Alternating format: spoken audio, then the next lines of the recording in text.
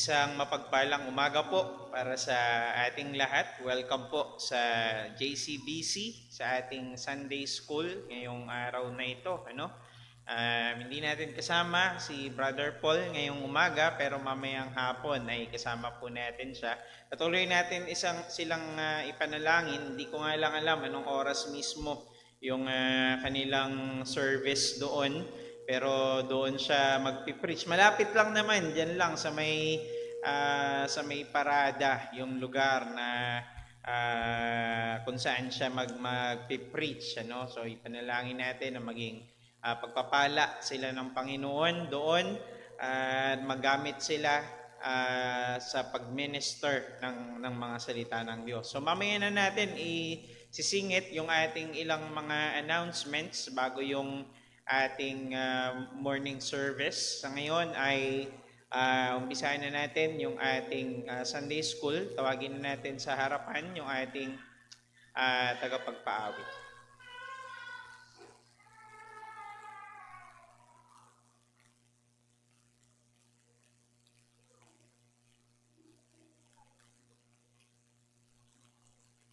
Tayo po yung magsitayo lahat. Maway po tayo sa Panginoon. Maway po natin. Books of the Bible.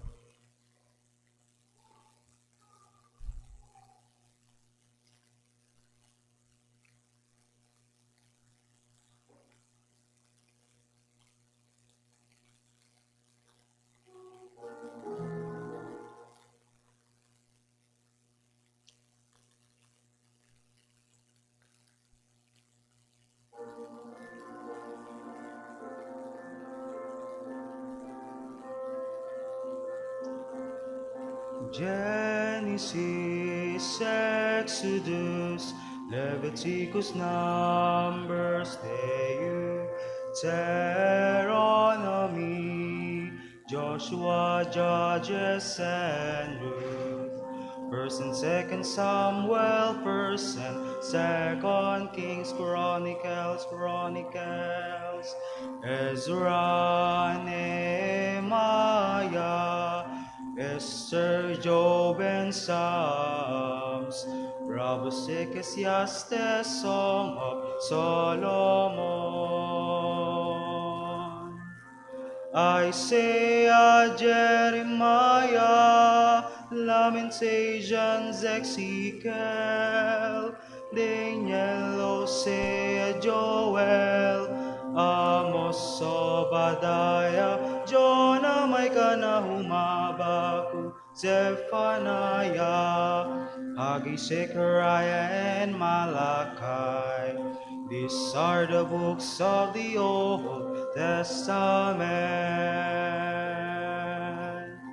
Matthew, Mark, Luke, John, Acts, Romans, First and Second Corinthians, Galatians, Ephesians, Philippians, Colossians, First and Second Thessalonians, First Timothy, Second Timothy, Titus, Philemon, Hebrews, James, First Peter, Second Peter, 3 John, Jude, and Revelation.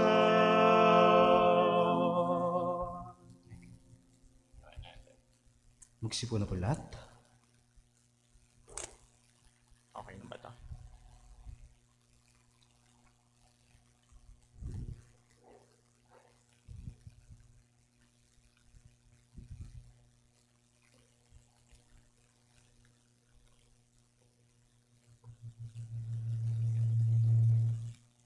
Hello, sound check.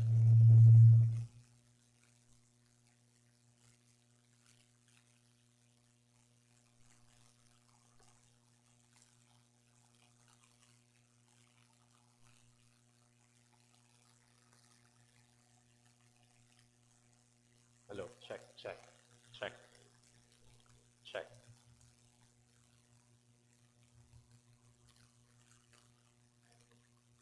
Hello. Ayun, magandang umaga po sa ating lahat. I hope ay naririnig po ako ng maayos at malinaw, lalo sa ating live, ano?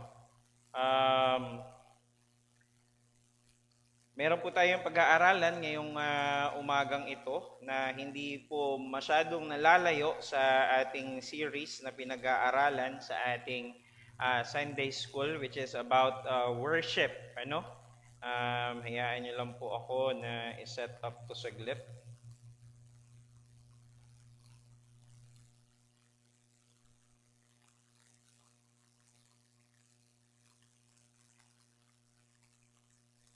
Ayun. Alright.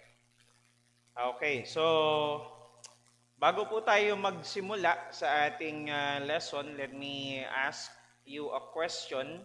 What is the first attribute of God that comes into your mind when you worship God? Ano yung katangian ng Diyos? Unang katangian ng Diyos.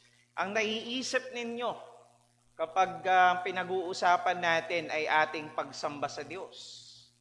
Siyempre, merong mga katangian ng Diyos na dahilan kung bakit natin siya sinasamba. Well, maraming mga katangian ng Panginoon. We know a lot of His attributes. We know His infinite wisdom. We know His power. We know His sovereignty. We know His goodness and mercy. His omnipresence, omnipotence, and omniscience. His immutability or unchangeableness. Alam natin itong mga character or mga attributes ng Panginoon na ito. But ito bang mga ito ay sapat for us to really worship God? Ang sabi dyan, these attributes show the greatness of God. Ito ay nagpapakita ng kadakilaan ng Diyos. But they give limited insight to what God expects of us. Yes, itong mga attributes na ito ay totoo, tunay na nagpapakita ng kadakilaan ng Diyos. Pero ito'y limitado. Ito'y, sabihin natin, merong kulang para talagang makita natin na itong Diyos na ito He demands our worship from us. So the question is, beyond all these, what is the attribute of God that compels us to worship Him? So, bukod doon, o higit pa roon sa mga katangian na yun ng Diyos, ano nga ba yung katangian, yung attribute ng Diyos na talagang nagsusumigaw sa atin, naghahatak sa atin, nagsasabi sa atin, sambahin natin siya? And to answer this is we must ask the angels who day by day stand before the Almighty God. Kailangan tanungin natin yung mga anghel na nasa langit, na sila yung araw-araw ay nasa harapan ng Diyos, kasama ng Diyos, naroon sa trono ng Diyos. Ang sabi ng Revelation chapter 4 verse number 8, and the four living creatures, each of them with 6 wings and are full of eyes all around and within. And day and night they never cease to say, Holy, holy, holy is the Lord God Almighty, who was and is to come. Ang kanilang araw-araw na isinisigaw o inaawit sa harapan ng Diyos, banal, banal, banal ang Panginoon. Walang tigil nilang sinasambit itong katangian nato ng Panginoon na siya'y banal. Habang sila'y nasa harapan ng Diyos, ang kanilang pinakanamamalas na katangian ng Diyos, higit pa dun sa mga katangian na nagpapakita ng kadakilaan ng Diyos ay yung kanyang kabanalan. The same the event ang makikita natin na nakita ni Isaiah sa Isaiah chapter 6 verses 1 to 3. Sabi diyan, in the year that King Uzziah died, I, the prophet Isaiah, saw the Lord sitting upon the throne, Nakita niya raw ang Panginoon sitting upon the throne, high and lifted up, and the train of his robe filled the temple. And above him stood the seraphim, yung mga anghel who are called seraphims. Each had 6 wings. With 2 he covered his face, and with 2 he covered his feet, and with 2 he flew. And one called to another and said, Holy, holy, holy is the Lord of hosts. The whole earth is full of his glory. So makita natin na ito yung katangian ng Diyos, na kung tatanungin mo ang mga anghel, ano ba yung katangian ng Diyos na sapat para sabihin natin na ang Diyos na ito'y karapat-dapat na ating sambahin? Ano yun? Walang iba kundi ang kanyang kabanalan. So in this study, sa pag-aaral natin na ito, we will look at the holiness of God, yung kabanalan ng Diyos. Not just as one of God's attributes that show His greatness, but as the primary attribute of God that compels us to worship Him. Pag-aaralan natin itong napakagandang katangian na to ng Diyos, ang kanyang kabanalan. Hindi lamang bilang isang attribute na nagpapakita ng kadakilaan ng Diyos, kundi ito yung attribute ng Diyos na talagang nagsasabi sa atin na sambahin natin ang Panginoon. Ang sabi ni John MacArthur, sabi ng lolo ko, na si John MacArthur sa kanyang book na Worship, the Ultimate Priority. By the way, itong book na ito, ito yung pinanggalingan ng ating ng karamihan sa mga punto dito sa ating pag-aaral ngayong umagang ito. Ang sabi ni John MacArthur, we must return to the biblical teaching of God's utter and awesome holiness in order to be filled with the gratitude and humility that characterizes true worship. Ang sabi ni John MacArthur na dapat ay bumalik tayo, puntahan natin ang salita ng Diyos na siyang nagsasabi sa atin na itong kamanghamanghang kabanalan ng Diyos ang siyang nagsasabi sa atin na ating sambahin ng Panginoon. Pag-aralan natin the holiness of God, God and our worship. Itong attribute na ito ng Diyos, ang kanyang kabanalan in light of our worship, ng ating pagsamba sa Panginoon. Well, first of all, let us define ano nga ba ang holiness. Ano nga ba ang kabanalan? Ano bang ibig sabihin kapag sinasabi natin na ang Diyos ay banal? Well, una sa lahat, the word holiness refers to God's separateness. Siya'y hiwalay. His otherness, siya'y naiiba. He is unique.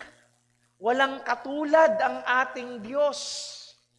The fact that He is unlike any other being, it indicates His complete, buo, and infinite perfection.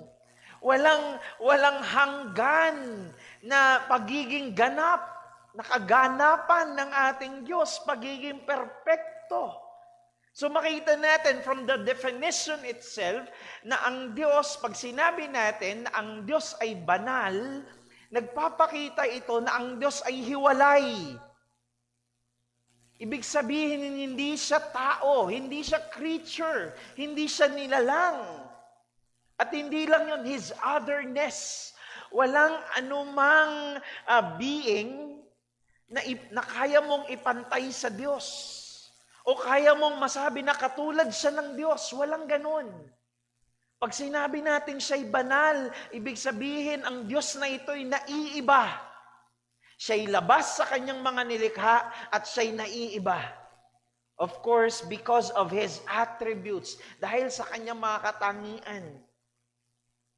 And the fact that He is unlike any other being. Walang anumang katulad. And it indicates yung kabuuan ng Diyos na walang bahid ng kamalian, walang bahid ng karumihan, walang bahid ng kasalanan sa Diyos. Yun ang ibig sabihin kapag sinasabi natin na ang Diyos ay banal. Ang sabi ng Exodus chapter 15 verse number 11, "Who is like you, O Lord, among the gods?" Sa lahat ng mga Diyos na tinatawag nila, ng mga paganong Diyos, sino ang katulad ng Diyos na ito? That is a rhetorical question. Hindi kailangang sagutin because we already know the answer. Who is like you, O Lord? Sinong katulad mo? Who is like you? Majestic in holiness. Awesome in glorious deeds, doing wonders. Sinong katulad ng Diyos na ito na gumagawa ng mga kamanghamangang mga bagay? Wala. Wala. Dahil naiiba ang Diyos sapagkat siya'y banal, banal, banal. And of all the attributes of God, holiness is the one that most uniquely describes Him. Napaka-unique nitong holiness na ito. In reality, this is the summarization of all His other attributes. Kung makikita ninyo, sa salita ng Diyos, walang ibang attribute na binigyan ng ganong emphasis katulad na lamang ng kabanalan ng Diyos. Ang mga anghel ay hindi umawit o nagsusumigaw ng ang Diyos ay mabuti, mabuti, mabuti. Ang Diyos ay tapat, tapat, tapat. Hindi yun ang isinisigaw ng mga anghel. Bagkus ang kanilang sinasabi, ang Diyos ay banal, banal, banal. Ibig sabihin, habang nakatingin yung mga anghel, habang nakatingin yung mga anghel doon sa Diyos, ang nakikita nila ay yung kabuuan ng kanyang katangian, ng kanyang attributes. At ang nakikita nila, kapag tinitagnan nila yung nakikita nila yung kadakilaan ng kaluwalhatian ng Diyos, ang nakikita nila ay walang iba kundi yung kabanalan ng Diyos, which has been emphasized. Banal, banal, banal ang Diyos. At alam nyo ba, itong attribute na ito ng Diyos, na kapag sinamarize mo, na kapag pinagsama-sama mo ang mga attributes ng Diyos, ang magkokonekta sa bawat isa sa kanila ay ang kabanalan ng Diyos. That is why the holiness of God is the attribute that binds all other attributes together. Ito yung nagkakabit. Ito yung nagkokonekta sa lahat ng mga katangian ng Diyos. For example, His wisdom is holy. Ito'y banal. His wisdom is perfect. His wrath is holy. Ang kanyang puot ay banal. Ang kanyang kapangyarihan ay banal. Ang kanyang kasubiranuhan ay banal. Ang kanyang katuwiran ay banal. His justice is holy. Ang kanyang kahabagan, His mercy is holy. His grace, faithfulness, goodness are holy. So makikita nyo rito, ito yung napakagandang katotohanan ng kabanalan ng Diyos na siya yung nagbabind. Siya yung nagkokonekta, nagkakabit ng lahat ng mga attribute na ito ng Diyos. Kaya ganun na lamang na ang nakikita ng mga anghel ay walang iba kundi ang kabanalan ng Diyos. Ng Diyos ay banal, banal, banal. Sapagkat ang lahat ng kanyang mga attributes, lahat ng kanyang mga katangian ay punong-puno ng kabanalan.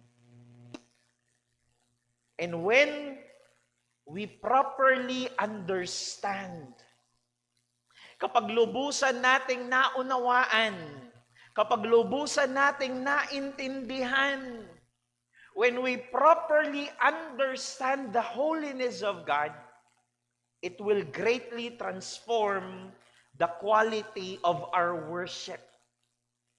Ito'y lubusang magpapabago ng kalidad ng ating pagsamba sa Kanya. Kaya nga po, ang nais natin sa pag-aaral natin ngayon, makita natin talaga na ang Diyos na ating sinasamba ay karapat-dapat nating sambahin. Bakit? Dahil siya'y banal. Dahil siya'y Diyos na banal. Nawa, sa pag-aaral natin ay makita natin ng lubusan yung kalaliman at yung kalawakan nitong kabanalan ng Diyos. Unang bagay na tignan natin dito is the standard of holiness. May standard, may pamantayan ng kabanalan. Hindi mo masasabi na ang isang being ay banal kung hindi dahil dito sa pamantayan na ito. Hindi mo masasabi na isang bagay, ang bigat niya ay 1 kilo, kundi dahil merong pamantayan na ang nagsasabi ay 1 kilo nga iyon. There is a standard. Ang sabi rito sa ating lesson, God doesn't conform to a holy standard. Hindi siya bumabatay sa anumang pamantayan. Why? Because He is the standard. Siya mismo yung pamantayan. Kumbaga, walang ruler na sumusukat sa kabanalan ng Diyos. Dahil siya mismo yung panukat, siya mismo yung standard. Sa Kanya nakabase ang lahat ng bagay, whether banal ba ito o hindi banal. Ito ba ay makadiyos o hindi? Ito ba ay mabuti o masama? Ang pamantayan para masabi natin na ang isang bagay, whether it is holy or holy, or it is good or evil, ay dahil isusukat natin ito sa Diyos na siya mismo ang pamantayan. He never does anything wrong. Walang ginagawang mali ang Diyos. Ibig sabihin, hindi siya nagko-commit ng mistake. Diba tayong mga tao ay madalas tayong mag-commit ng mga kamalian. He never errs. Hindi siya makakagawa ng mali. Hindi siya makakagawa ng something na evil, na something na hindi mabuti. Lahat ng gagawin ng Diyos ay mabuti. He never errs. At ang sabi diyan, He never makes a misjudgment. Hindi nagkakamali ng misjudgment ang Panginoon. Ibig sabihin, alam niya na agad kung ano ang matuwid at tamang husga sa isang bagay kapag nakita niya ito. He never causes something to happen that isn't right. Wala siyang magagawa na anuman na hindi tama. At ang sabi diyan, there are no degrees to His holiness. Kumbaga ay hindi tumataas o bumababa yung kabanalan ng Diyos. Walang ganon. Walang degree. Dahil palagi siyang banal. Walang panahon na siya'y mas banal, medyo banal, konting kabanalan. Walang ganon. Walang degree. There are no degrees to His holiness. He is holy. He is flawless, without error, without sin, fully righteous, utterly, absolutely, infinitely holy. Siya'y banal, banal, banal. Walang kamalian, walang kasalanan, walang karumihan, walang kalikuan sa Diyos. But the thing is, to be in God's presence, one must be holy. para ikaw ay mapunta doon sa harapan ng presensya ng Diyos. Ang dinidemand ng banal na Diyos na ito ay kabanalan din naman. To be in the presence of God, one must be holy. Nakita natin yan at demonstrated sa mga anghel nung sila'y magkasala. Anong ginawa ng Diyos nung magkasala ang mga anghel? Na magkasala si Lucifer kasama ang ilang daang mga anghel. Anong ginawa ng Diyos? Sila'y pinatapon palabas sa presensya ng Diyos. Nakikita rin natin ito na idine-demonstrate sa temple. Hindi lahat ay makakapasok sa templo ng Diyos during the Old Testament. Sino lang makakapasok? High priest. At hindi lang basta high priest ang makakapasok. High priest na kanyang nilinis, ginawang dalisay, pure yung kanyang sarili, pinabanal niya ang kanyang sarili base ayon sa mga kautusan ng Diyos. So there is a requirement bago ka makatungtong doon, makapasok sa templo, dahil yung mga high priest, ang gagawin nila, dala-dala yung mga sacrifices, yung mga offerings ng mga Israelites, ng mga Hudyo, at yun ay dadali niya doon sa tinatawag na Holy of Holies. Na doon bumaba ang kaluwalhatian ng Diyos. Kumbaga ay masasabi natin na nabababa doon ang presensya ng Diyos. Kaya nga ang isang high priest ay hindi pwedeng basta-basta na lamang na pumasok at magtungo doon. Kailangan siya'y malinis. Kailangan siya'y dalisay. Kailangan siya'y banal. So to be in God's presence, nawa nakikita nyo po, from the Old Testament pa lang, ang nais ng Diyos na ang mga taong naroon sa kanyang harapan, nasa kanyang presensya ay banal. Hindi tinatanggap ng Diyos ang hindi kabanalan. Hindi tinatanggap ng Diyos ang hindi banal. Ganon kataas ang demand ng Diyos na ito. Kaya nga ang sabi ng Hebrews chapter 12 verse number 14, strive for peace with everyone. And not only that, and for holiness, without which no one will see the Lord. Na kung wala raw itong kabanalan na ito, hindi mo makikita ang Panginoon. Na para makita mo ang Diyos, ang requirement din ay kabanalan. To be in God's presence, one must be holy. So what is the standard? Ano yung pamantay? Ano yung standard? Ano yung hinihingi? God's standard of holiness is absolute perfection. Kaperpektuhan, kaganapan, absolutely. When we say absolute, ibig sabihin no question at all. Hindi mo pwedeng question, perfecto ba yan o hindi? Hindi mo pwedeng tanungin, yan ba ay tuwid o hindi? Yan ba ay diretso o hindi? Yun ang ibig sabihin when we say absolute. Nung sinama yung word na yan, absolute perfection, ay animoy, kumbaga ay dinoble pa yung kabigatan ng pagiging perfecto. Absolute perfection. Talagang, masabi natin, sobrang perfecto. Absolute perfection. Yan ang standard ng kabanalan ng Diyos. His own unblemished, walang dumi. His own unblemished holiness is the ultimate criterion by which we are judged. Kapag humarap tayo sa Diyos, at tayo'y huhusgahan na ng Diyos na ito, ang kanyang magiging pamantayan ay ano? yung kanyang kabanalan. Pagharap natin sa Diyos, ang titignan niya sa atin, ito ba ay banal? Ayon sa kabanalan ng Diyos.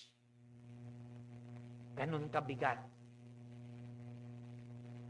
Kaya hindi talaga natin masasabi na yung mabuting gawa mo, yung kabutihan mo ay kaya mong maabot kalangitan, ang langit, ang kaligtasan, ang buhay na walang hanggan dahil sa kabutihan mo. Dahil wala sa ating perpekto. So the standard of holiness is absolute perfection. And what is the command? Ano ba yung utos ng Diyos? Be holy. Maging banal ka. Be holy. Sabi ni Pedro sa 1 Peter chapter 1 verse number 16, since it is written, you shall be holy, for I am holy. Ikaw ay maging banal sapagkat ang Diyos ay banal. Ito ang sinasabi ng Diyos. Ito ang utos ng Diyos sa ating lahat. Ito ang utos ng Diyos, makinig ka. Ito ang utos ng Diyos sa atin. Ikaw ay dapat maging banal. Be holy. For God is holy. At sabi pa ng Panginoong Jesucristo mismo sa Matthew chapter 5 verse number 48, you therefore must be perfect. Ikaw ay dapat maging ganap, walang kamalian. Perpekto. You must therefore be perfect as your heavenly Father, the God above, is perfect. Ikaw ay dapat maging banal, maging perpekto, sapagkat ang Diyos ay banal, siya ay perpekto, walang kasalanan. Kita natin, the standard is absolute perfection. Ang command ay ano? Be holy. Maging banal. But here's the problem. We cannot make ourselves perfect and holy. Hindi natin kayang gawing banal ang ating mga sarili. Yun ang problema. Ang kautusan ng Diyos, ang kanyang hinihingi, ang kanyang demand, ay absolute perfection. Walang katanungan na absolutely kabanalan. Perfectly holy. But the problem is, hindi natin kayang gawing banal ang ating mga sarili. What God requires of us, we simply cannot attain on our own. Kaya nga yung command na yon, be holy for I am holy, it shows our weakness. Na hindi mo kayang gawing banal ang sarili mo. Hindi mo kayang paging banal ang sarili mo. Hindi mo kaya. Hindi mo kaya. Hindi natin kaya. What God requires of us, we simply cannot attain on our own. Why? What's the reason? Bakit hindi natin kaya? Inuutos ng Diyos na maging banal, pero hindi natin kaya. Bakit hindi natin kaya? Because the reason is our very nature is tainted to the core with sin. Punong-puno ng mansa to the core, sa kaibuturan ng ating pagkatao, ay punong-puno ng mansa ng karumihan ng kasalanan. Sinfulness has corrupted every aspect of our being. Yung pag-iisip mo, yung kagustuhan mo, yung emosyon mo, yung pag-iisip mo, ang lahat sa atin, ang lahat ng ito ay punong-puno ng kasalanan. Punong-puno ng kasalanan. Sobrang kinurap na. O pinabulok, sinira ng kasalanan ang bawat aspeto ng ating pagkatao. Kaya Kaya nga ang tao kahit sabihin mo hindi pa niya ginagawa ang isang bagay, sa isip pa lamang ay nagkakasala na siya. Ang lahat ng aspeto ng ating pagkatao ay punong-puno ng kabulukan, punong-puno ng kasalanan, ng karumihan. Wala kang matatagpuan na kabanalan sa ating pagkatao. And the reality is, we cannot be perfect because we are already deeply imperfect. Sobrang lalim na natin doon sa kasalanan. Sobrang dumi na natin. Kaya hindi natin kayang umangat doon. Sobrang lalim na natin. We cannot be holy because we are full of unholiness and corruption. Tayo'y punong-puno ng karumihan. Tayo'y punong-puno ng mga bagay, kaisipan, ng emosyon, ng mga desires na hindi banal. We are full of sin. That is why in ourselves we have no hope whatsoever of ever obtaining for ourselves the perfect holiness that God requires or that God demands. Ano yung ulit yung command? Be holy. Pero sa ating mga sarili, we have no hope. Kung titingin ka sa sarili mo, na tingin mo, kaya mo, na pag ginawa mo tong mga bagay na ito, na kapag naging relihiyoso ako, na kapag ginawa ko yung mga mabuting mga bagay, na kapag ginawa ko yung mga bagay na quote-unquote banal, tingin mo sa sarili mo ay kaya mong gawing banal ang sarili mo. No! Hindi natin kayang gawing banal ang ating mga sarili. In ourselves, we have no hope. Absolutely. Zero.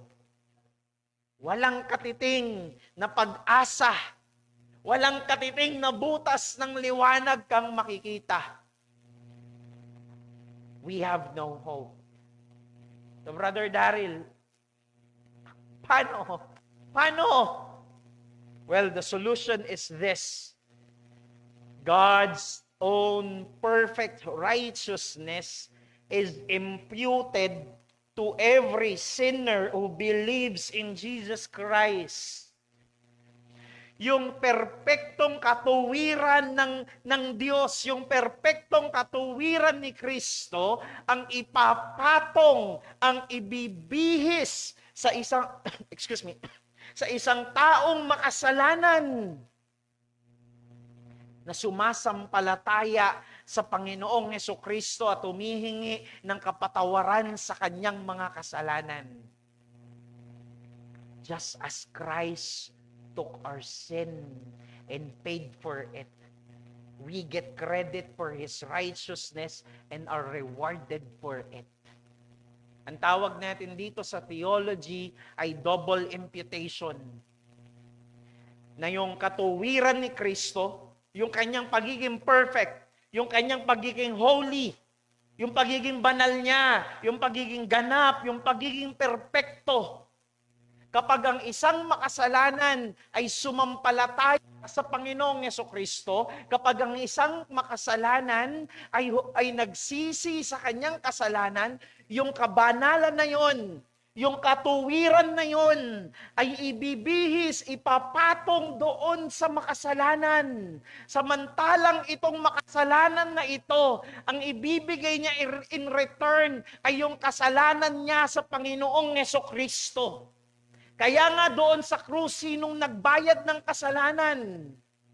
Ang Panginoong Hesus. Hindi tayo ang nagbayad ng kasalanan sapagkat ang kaya lang nating ibigay, ipatong sa Kanya ay ano? Kabanalan? No, wala tayo nun. Ang kaya nating ipatong sa Kanya ay ang ating kasalanan. Samantalang siya ang ibinigay niya naman ay ang kanyang kabanalan. Imagine sa isang hukuman, ikaw dapat yung lilitisin. Ikaw yun, ako yun, tayo yun. Pero in return, kapag tayo'y sumampalataya at nagsisi, yung lilitisin ay hindi na ikaw, kundi ang Panginoong Jesucristo. Siya ang tatanggap ng kaparusahan. Para ikaw ay ma-count as not guilty. Not guilty. Hindi natin kaya. Pero ginawa ng Diyos. Siya ang gumawa ng paraan. We have no hope in ourselves. Wala tayong pag-asa sa ating mga sarili. Kaya ang Diyos ang siyang gumawa ng paraan. Ibinigay niya ang kanyang bugtong na anak, ang kanyang kaisa-isang anak, ang Panginoong Jesucristo upang mamatay doon sa krus, upang ang mga kasalanan natin, na ang buong pagkatao natin, yung mga kasalanan na yon na nilalaman ng buong pagkatao natin, yung mga ginagawa nating kasalanan, yung iniisip natin, yung mga gusto natin, dinidesire nating mga kasalanan ng lahat ng ito ay binayaran ng Panginoon doon sa krus. He paid for it. Sabi ng 2 Corinthians chapter 5 verse number 21, for our sake, para sa kapakanan natin, He made Him to be sin. The Lord God made the Lord Jesus Christ to be sin, na parang siya yung makasalanan. Na parang siya yung gumawa ng kasalanan.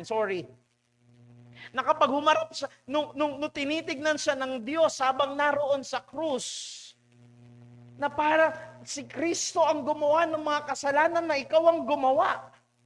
Yung mga kasalanan na ikaw ang nag-isip. Yung mga kasalanan na tayo ang nag-commit. He made Him to be sin who knew no sin. Wala siyang ginawa, wala siyang alam, wala siyang inisip na ano bang kasalanan, so that in Him, sa pamamagitan niya, sa pamamagitan ng Panginoong Jesucristo, we might become the righteousness of God. Upang tayo'y magkaroon ng katuwiran, upang tayo'y maging banal sa Panginoon. All our righteousnesses and even our most charitable human works, kahit sabihin mo na ikaw na ang pinakamabait na tao. Ikaw na si Mother Teresa ng Santa Maria. Ikaw na yung pinakamabait na tao sa buong mundo. All human works are garbage. Yang lahat ay basura. Walang kwenta kapag hinusgahan ka ng Diyos na banal.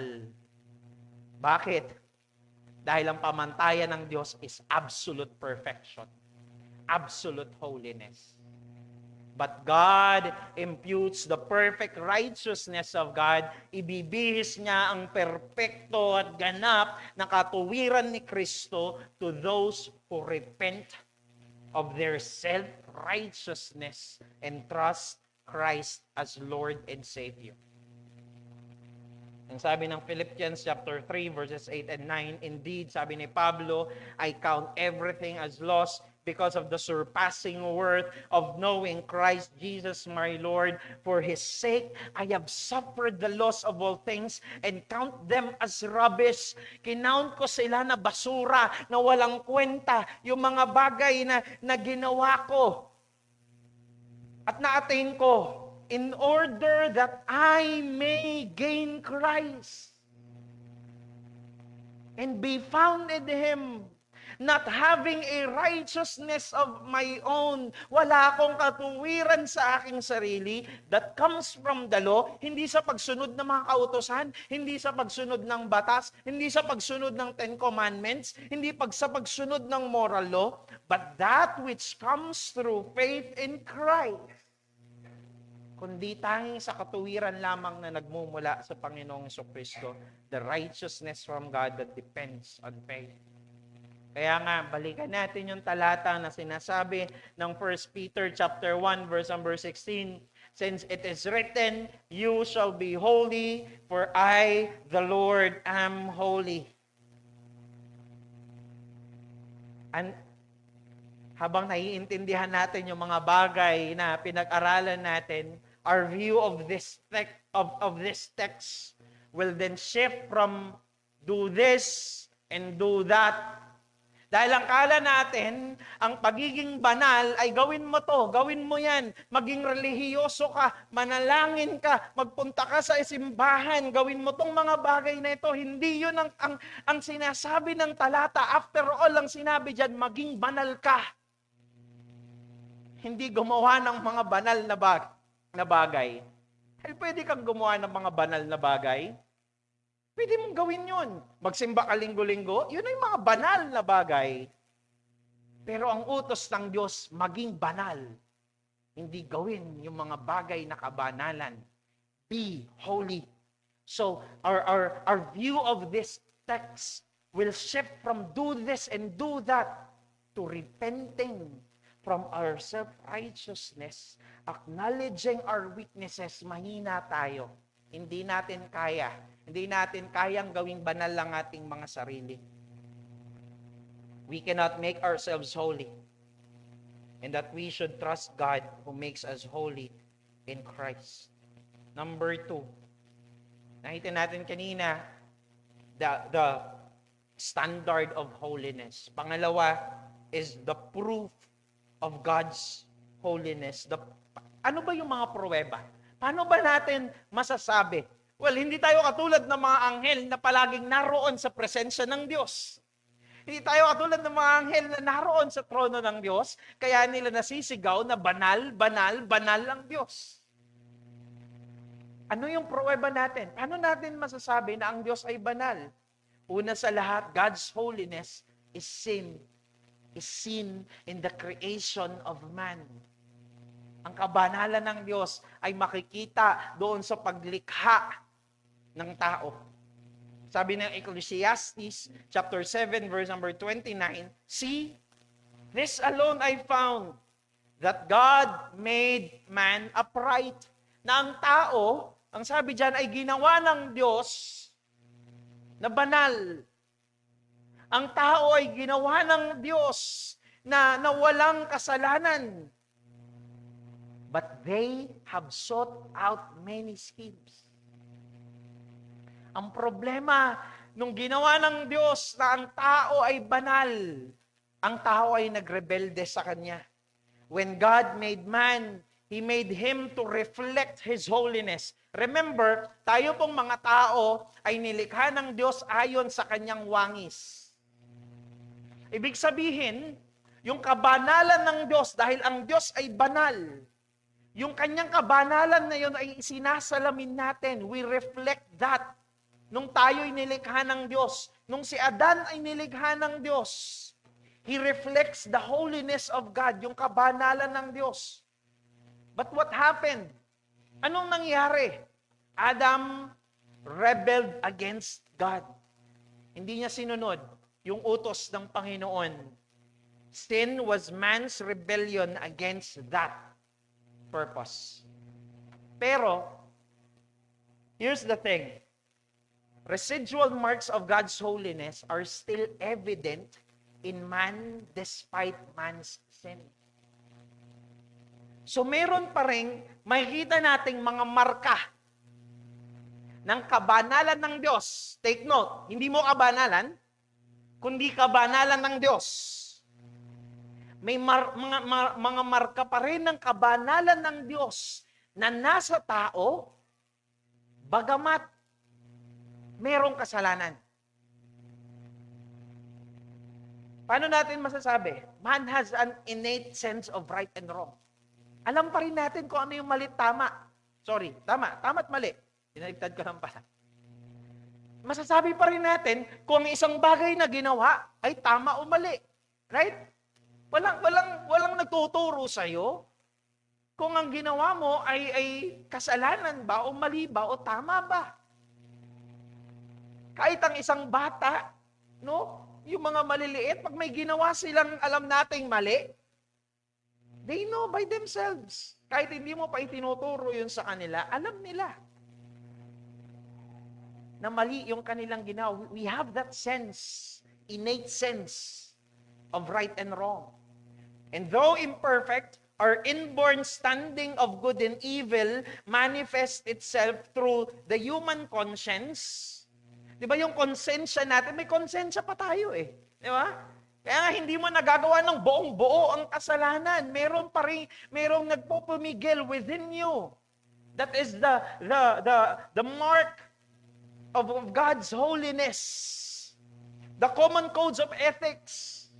Bakit hindi tayo, hindi common na tayo ay magtraiduran, hindi common na yung mga doktor ay basta na lamang patayin o pabayaan yung kanilang mga pasyente. Bakit hindi ganun?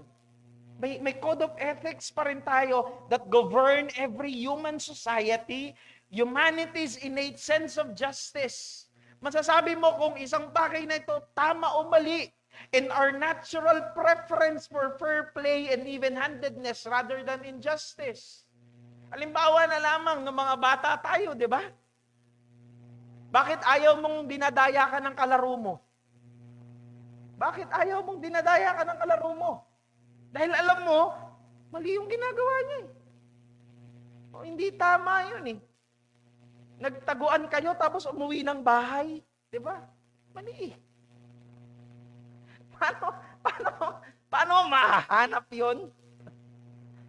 Bakit ayaw mong merong nandadaya sa'yo? Bakit ayaw mong niloloko ka? Bakit? Dahil alam mo na mali yun. May marka pa rin na naiwanan sa atin ng kabanalan ng Diyos. Hindi kabanalan mo. Kabanalan ng Diyos. One of the primary reasons God instituted the law under Moses. Yung pangalawa is God's holiness is seen in the moral law. So nakita natin kanina na tayo, yung mga yon, yung mga innate sense of right and wrongs, yung fact na alam mo pa rin kung ano yung tama at mali, ay nagpapakita na ang Diyos ay banal. Dahil nag-iwan pa rin siya ng marka ng kabanalan niya sa atin, bagamat merong kasalanan. Pangalawa, God's holiness is seen in the moral law. Yung moral law, para mas maintindihan natin, ang summary niyan ay walang iba kundi ang Ten Commandments. So one of the primary reasons why God instituted the law under Moses was to demonstrate His holiness. Para maipakita na ang Diyos ay banal. Bakit sinasabi ng Diyos na huwag mong gawin to, huwag kang pumatay, huwag kang mag-commit ng adultery, huwag kang magsinungaling. Bakit sinasabi ito ng Diyos? Bakit? Because He is holy. Dahil siya'y banal. Ayaw niya yung mga bagay na yon, sapagkat yung mga bagay na yon ay hindi kabanalan. Ito'y mga kasalanan. Yun ang dahilan kung bakit iniutos ito ng Diyos. When God laid down a legal standard of morality, He proved Himself to be a righteous, moral, holy being. So the fact na inuutos ng Diyos na ang mga bagay na yan ay huwag ninyong gawin, ito ay nagpapakita na ang Diyos ay banal. Wala itong pinagkaiba sa isang magulang na sinasabihan niya ang kanyang anak, huwag mong gagawin ng bagay na yan. Bakit niya sinasabi yun? Bakit kanya pinagbabawalan na gawin ng bagay na yan? Sapagkat siya isang mabuting magulang. Nakuha niyo po? Ganun sa Panginoon. Kaya niya ipinag-uutos ang mga bagay na yan ay hindi banal. Huwag niyong gawin yan. Why? Because He is holy. Sapagkat siya'y Diyos na banal. Pangatlo, God's holiness is evident in His sacrificial law. Yung mga sacrifices, yung mga offerings na ino-offer sa Kanya. Sa paanong paraan? When we see God commanding that animals be slain as sacrifices and their blood sprinkled all over, we see in a graphic way that death is a result of sin. So yung mga sacrifices na yon, na ino-offer ng mga Hudyo during the Old Testament. Remember, sila'y kumakatay ng mga tupa, maaaring ibon, maaaring kambing, depende. Depende kung anong klaseng offering. Bakit nila ginagawa itong mga offering na ito? Bakit nila pinapatay yung mga yon? Dahil ito ay pagpapakita ng Diyos na ang kabayaran ng kasalanan ay kamatayan. Ang kabayaran, ang resulta ng kasalanan ay kamatayan. So every time the Jews made a sacrifice, tuwing sila'y maghahandog ng kanilang mga offerings, they illustrated the deadliness of sin. Ang kasalanan ay nakamamatay. Hindi lang yung pagtawid sa EDSA ang nakamamatay, higit lalo yung kasalanan ang nakamamatay. And that stated by contrast the holiness of God. Pinapakita ng Diyos, ang kabayaran ng kasalanan ay kamatayan. Merong kasalanan. Ibig sabihin, gustong sabihin ng Diyos na merong kabanalan. At nasan yung kabanalan na yon? Saan mo matatagpuan yung kabanalan na yon? Walang iba kundi nasa Kanya. Nasa Panginoon. Excuse me. Number 4, God's holiness is also seen in the judgment of sin, on sin. His judgment on sin is a reflection of His holiness. He must punish sin because He is holy. Dapat lang, gusto ko pong makita natin, dapat lang parusahan ng Diyos ang kasalanan. Bakit? Dahil lang ba galit siya sa kasalanan? Hindi lang yun ang dahilan. Dapat lang na parusahan ng Diyos ang kasalanan sapagkat siya'y banal. That is why we should never accuse God of being unmerciful. Grabe naman tong Diyos na ito, walang awa. Bakit may mga taong nasa impyerno? Ang bait-bait nun ah. Bakit may mga taong paparusahan sa impyerno? Bakit sila dinadala ng Diyos at pinaparusahan doon? We could never accuse God of being unmerciful. Why? Because He punishes them, pinaparusahan niya ang mga makasalanan dahil siya ay banal. Banal siya. Ang Diyos ay banal. Kaya dapat lang na parusahan niya ang kasalanan. Anong iisipin niyo sa judge? Na ituturing niya ang isang kriminal na not guilty. Mabuti bang judge yun? Dahil pinalaya niya yung makasalanan? Dahil pinawalang sala niya na malinaw na makasalanan? Mabuti bang judge yun? No. No. Ganon din ang Diyos. Kaya niya parurusahan. Kaya niya pinarurusahan ang makasalanan doon sa impyerno sapagkat siya'y mabuti, perpekto, at banal na hukom. Kaya karapat-dapat lang na parusahan niya ang kasalanan. But with all this, nakita natin, ito yung mga pagpapakita ng kabanalan ng Diyos. But ultimately, the holiness of God is seen in the cross. Ang kabanalan ng Diyos, ultimately, when you look at the cross, kapag tumingin ka doon sa pagkamatay ni Kristo doon sa krus, makikita mo ng maliwanag ang kabanalan ng Diyos. The cross is the greatest illustration of God's holiness. Ito ang pinakadakilang pagpapakita ng kabanalan ng Diyos. His hatred of sin and power over it.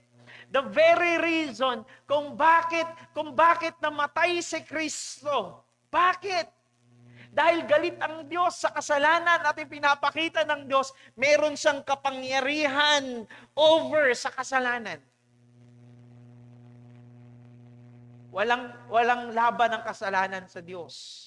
sa banal na Diyos. God is holy. Tignan nyo ito.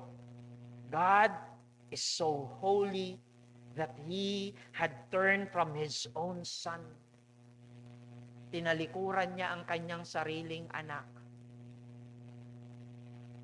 Tinalikuran niya ang kanyang sariling anak sapagkat daladala ng Panginoong Hesukristo ang kasalanan natin, ang kasalanan ng tao.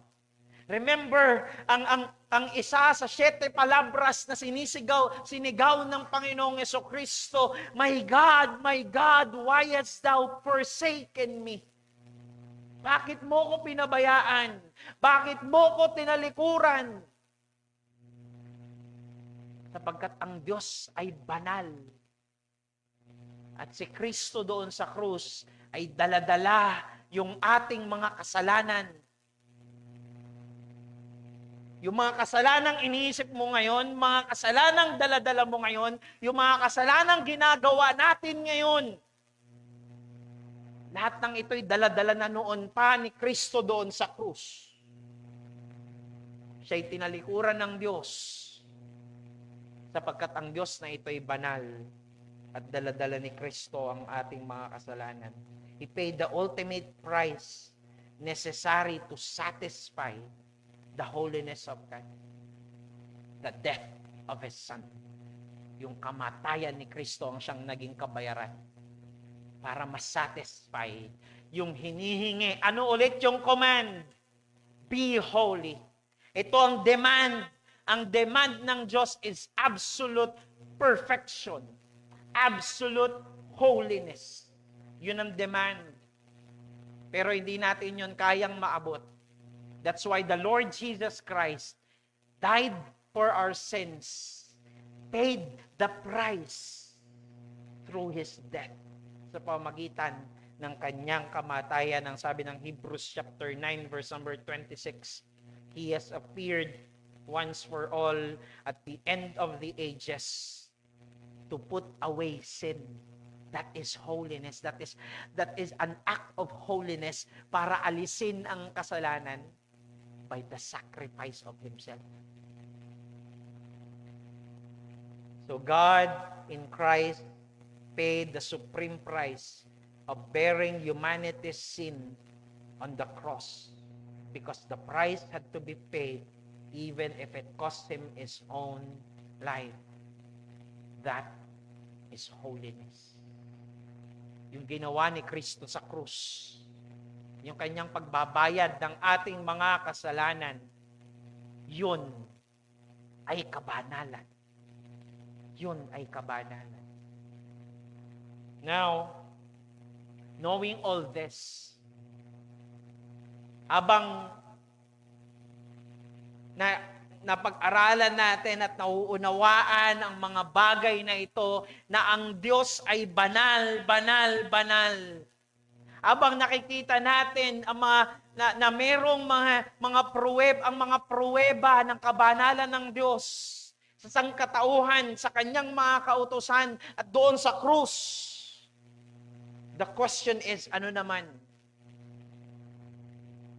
Ano naman? So what? Hindi tayo dapat matapos lang doon sa kaalaman na ang Diyos na ito ay banal, banal, banal. We should ask ourselves the question, so what? Ano naman? Ano naman para sa akin? Ano naman para sa atin na ang Diyos na ito ay banal? Una sa lahat, when we enter into the presence of God, we must see Him as holy. Pag tayo'y pumasok sa presensya ng Diyos,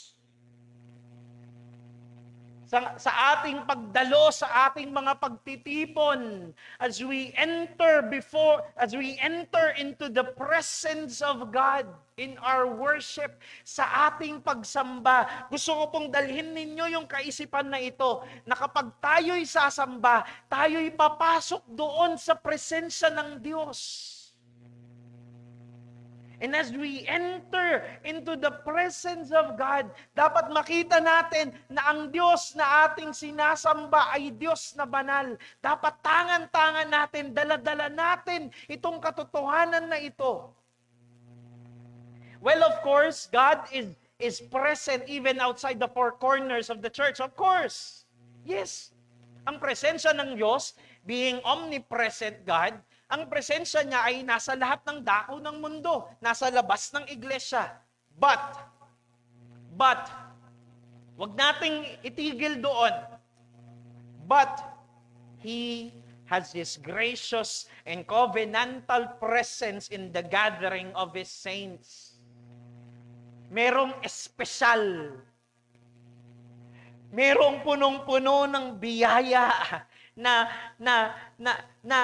makikita natin na naroon sa presensya ng Diyos sa pagtitipon nating mga mananampalataya.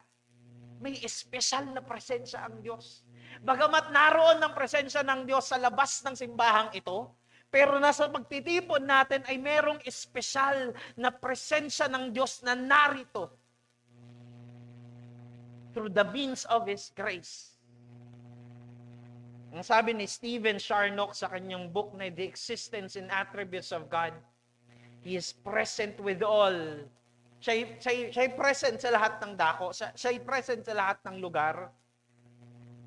By the presence of His divinity, but only with His saints by the presence of a gracious efficacy. Oo, totoo, sabi ni Stephen Charnock, totoo, ang Diyos ay present sa lahat ng dako. Pero merong effective grace. When we say effective and gracious efficacy, ibig sabihin merong biyaya ng Diyos na kumikilos sa kanyang iglesia, na nagtatransform sa atin, nagpapabago sa atin, nagpapabanal sa ating patuloy. So makita nyo, gusto kong makita natin na espesyal, merong espesyal na presensya at merong espesyal na biyaya tayong natatanggap sa ating pagtitipon, sa ating pagsamba sa Kanya. Higit pa sa mga biyaya ng Diyos na natatanggap natin sa araw-araw, merong mas espesyal na biyaya tayong natatanggap tuwing tayo'y sumasamba sa Panginoon. That is the gracious efficacy, the effective grace of God. Number 2, we are to worship God with a broken and contrite spirit. With a broken and contrite spirit. Sino na dito naging broken? Ano yung pakiramdam? Sobrang nasaktan ka? You are deeply pained. Ang sabi rito, if we are not deeply pained about our sin, kung hindi ka nasasaktan sa sarili mong kasalanan, we do not understand God's holiness at all. Kung okay lang sa iyo ang kasalanan, kung natutuwa ka sa kasalanan, kung hindi ka nasasaktan, hindi ka nahihirapan, we are not deeply pained. Without broken and contrite spirit, we do not understand God's holiness at all.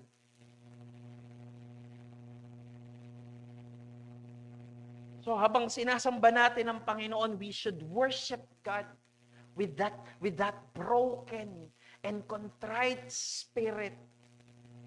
Number 3, a true worshiper comes into the presence of God with a healthy but soul-shattering fear. Ang tunay na sumasamba sa Diyos ay nagtutungo roon sa kanyang presensya na merong ganoong pagkatakot sa kanya. Ang sabi ng Hebrews chapter 12 verse number 28 to 29, let us offer to God acceptable worship. Tayo maghain sa kanya ng katanggap-tanggap na pagsamba with reverence and awe. And yung word na awe dyan na hindi lamang pagkamangha sa Kanya, kundi ito'y makadiyos na pagkatakot sa Kanya, godly fear.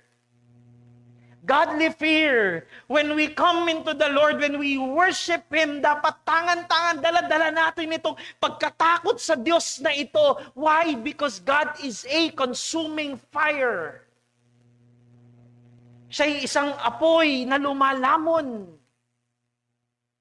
Napaka-makapangyarihan ng Diyos na ito para tignan na lang natin sa ating pagsamba na basta wala lang, na okay lang na narito tayo na nagliliparan ng ating mga isip, na wala ang ating isip sa ating pagsamba. Tingin mo okay yun? God is a consuming fire. While we worship Him, dapat dala-dala natin itong pagkatakot na ito sa Kanya. Dahil sa isang iglap, kaya tayong alisin ng Panginoon sa ating existence. Remember, in Mark chapter 4, verses 37 to 41, the disciples, nung sila'y tumatawid sa lake, sa karagatan, sa Sea of Galilee, sakay-sakay sila ng bangka, kasama nila ang Panginoong Jesucristo. Tapos merong matinding bagyo. Remember? Matinding bagyo. Nandoon sila sa maliit na bangka. Napakalakas ng alon. At nagpapanik na yung mga disipulo ng Panginoong Jesucristo. Lord, bakit ka natutulog? Gising! Bakit ka natutulog? Anong ginawa ng Panginoon? He calmed the storm and rebuke them for their unbelief. Pinakalma, pinayapa, pinahupa ng Panginoong Jesucristo ang bagyo. And what happened? Mark chapter 4, verse number 41, and they were filled with great fear and said to one another, "Who then is this, that even the wind and the sea obey Him?" Sino itong tao na ito na maging ang karagatan at hangin ay sinusunod siya? Anong kanilang naramdaman? Pagkatakot sa Diyos. Pagkatakot kay Kristo. Imagine, nakakatakot yung bagyo? Yes. Pero mas natakot pa sila. They were in great fear. Mas natakot pa sila. Higit sa bagyo, ay mas natakot sila sa Panginoong Jesucristo dahil sa Kanyang kapangyarihan. There is at least one thing more frightening. Meron pang isang bagay na mas nakakatakot than a fierce storm outside your boat. May mas nakakatakot pa sa bagyo. Ano yun? Having to face the holiness of God inside your boat.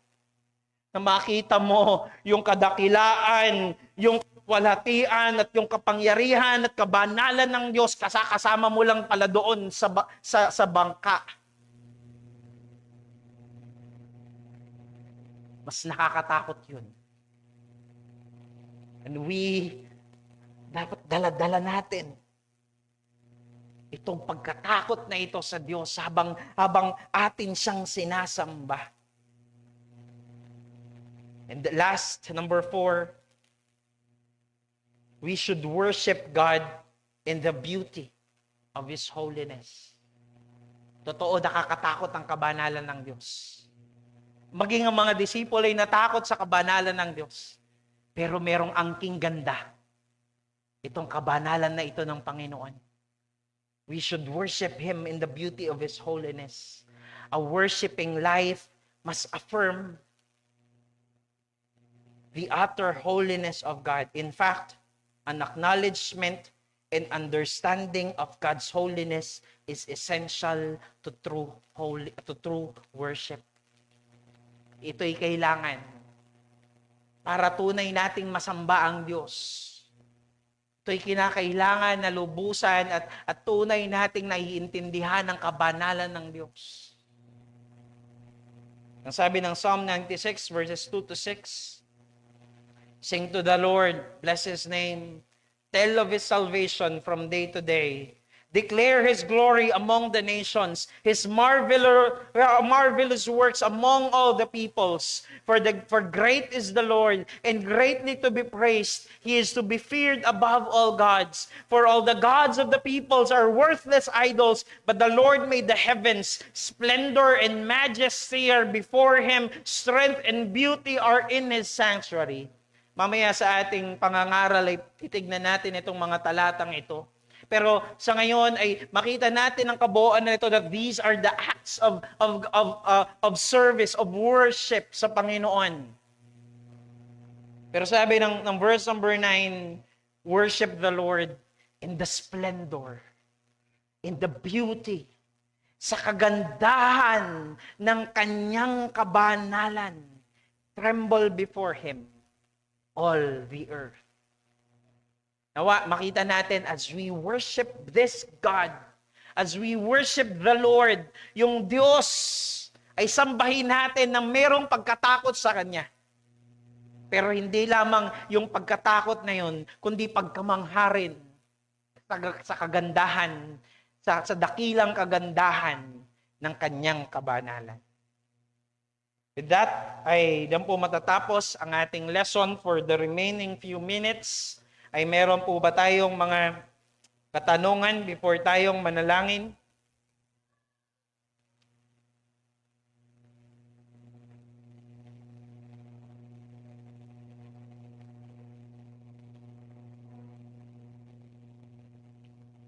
Any questions po regarding sa ating lesson about the holiness of God?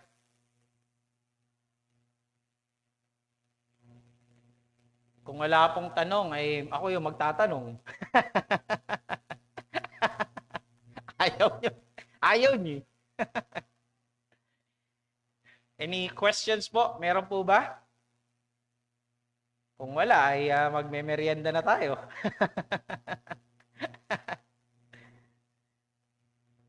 Mukhang wala rin naman pong message about question sa atin. Sa live, meron ba tayo? Meron katanungan sa likod. Sayang, magtatanong na sana Bro, good ako. morning. Tanong ko lang dun sa scenario ng disciples and Jesus sleeping in the boat. Anong klaseng faith ba yun na sinabi ni Jesus Christ na maliit ang pananampalataya nila? Nag-iisip lang ako kasi baka ang maging dating ay parang ang dating sa akin ay dapat ba wala na lang silang ginawa noon nung time na yon na bumabagyo? Dapat ba katulad ni Jesus na natutulog natutulog na lang din sila, parang gano'n? Ganun bang pananampalataya yung sinasabi? Ang gustong sabihin. Ng Clarity lang naman. Apo. Thank you po. Thank you po sa question. I hope na gets niyo po yung katanungan na dapat ba ang ginawa na lang ng mga disipulo ay wala na lang silang ginawa, natulog na lamang sila.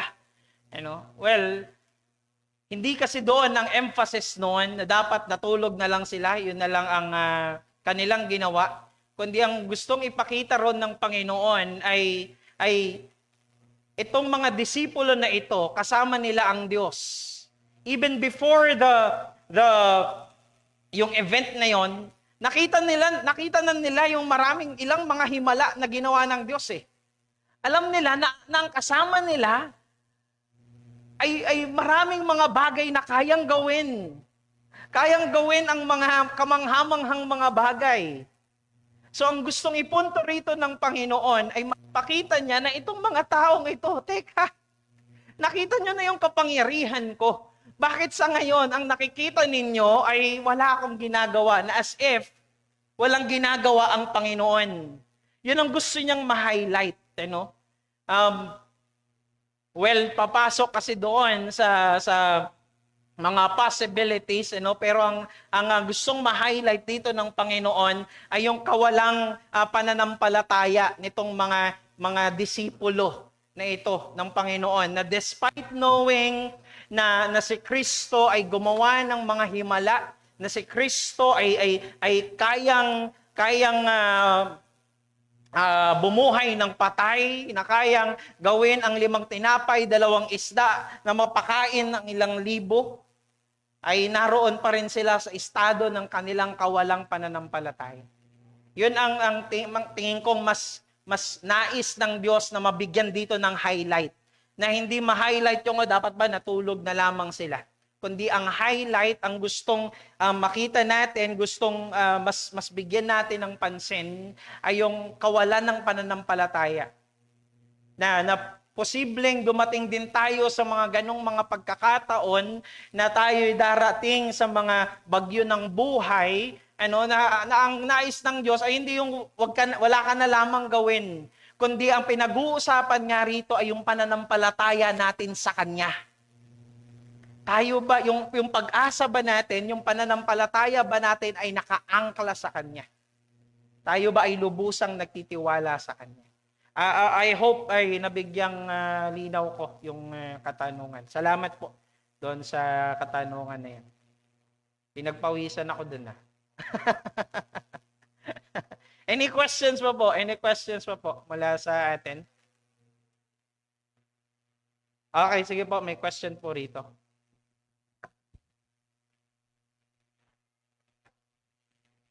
Hello po. Gusto ko lang pong mas malinawan doon sa sinabi ng ating Panginoong Yesus na nung siya'y namatay, nung mamamatay na siya, sinabi niya sa kanyang ama na, Ama, ba't mo ako pinabayaan? Knowing na, sinusunod niya ang kalooban ng Panginoon, siya ay Diyos, siya rin ay fully tao. So, dahil po ba yun sa pagiging tao niya, kaya niya yun nasabi? Nabanggit na ba't siya pinabayaan? Knowing na darating siya sa point na yun. Okay, so the question is nandun sa end ng Panginoong Jesucristo. Doon sa kanyang perspective kung bakit niya yun nasabi. Yung na, Diyos ko, bakit mo ako pinabayaan? Okay.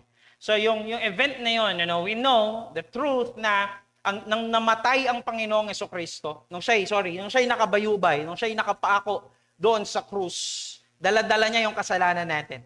Alright? At nakatingin sa kanya ang Ama. At habang dinadala niya na ang kasalanan, hindi ito kayang tignan ng Ama hindi dahil sa nahihirapan ng Panginoong Jesucristo, kundi dahil sa kasalanan na dala-dala niya.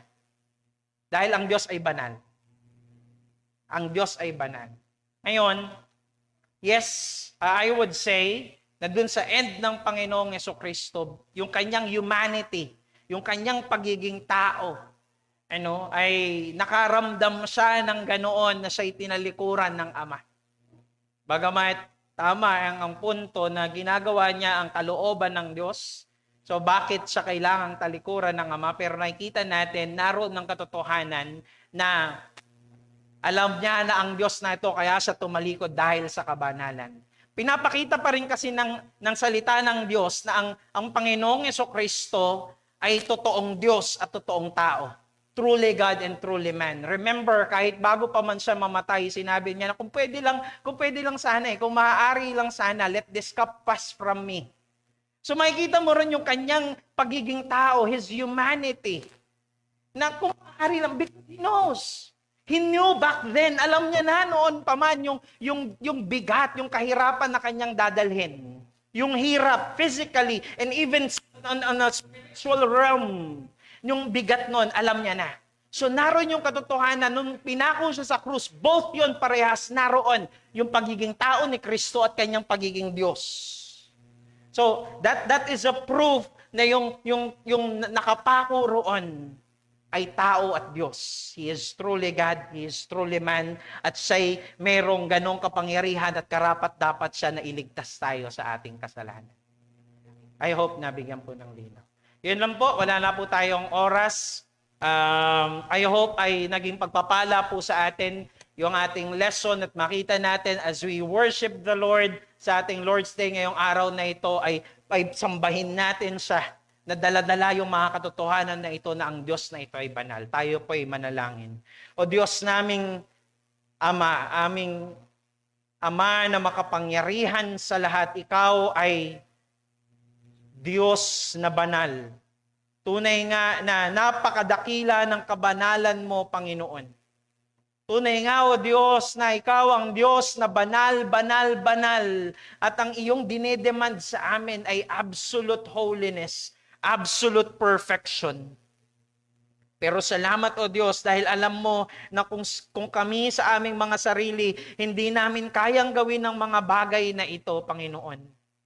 Salamat, O Diyos, sa dakilang biyaya mo dahil Ikaw ang gumawa ng solusyon.